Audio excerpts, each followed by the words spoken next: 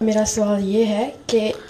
کیا نوجوان لجنہ کے لیے پڑھائی مکمل کرنے سے پہلے شادی کرنا مناسب ہے، اس تناظر میں کہ شادی کی وجہ سے پڑھنے کا موقع نہ ملے یا وہ شادی کے بعد تعلیم حاصل نہیں کر سکیں؟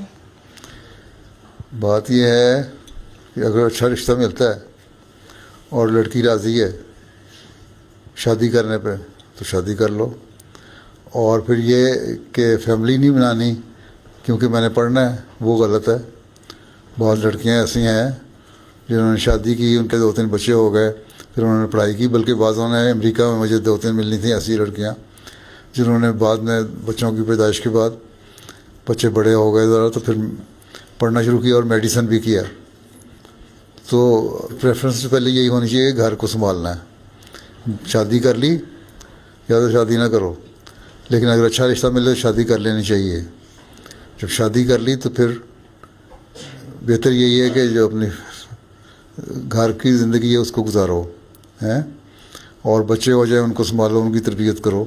پھر اگر کسی پروفیشن میں جا رہے ہو، پڑھائی کرنی ہے تو پھر بعد میں کر سکتے ہیں اگر ہمت ہے تو۔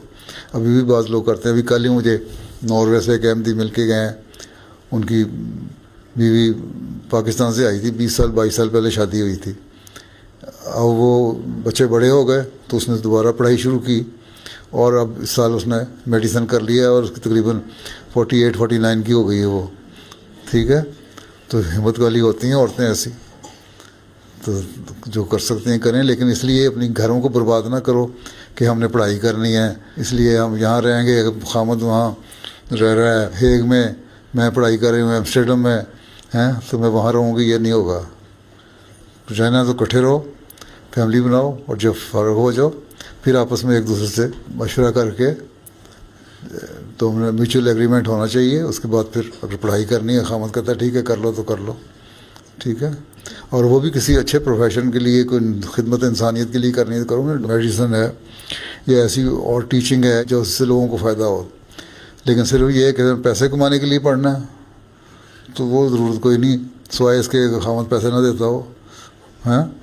تو پھر وہ ویسے ہی خامد ظالم ہے، اس کو سمجھاؤ۔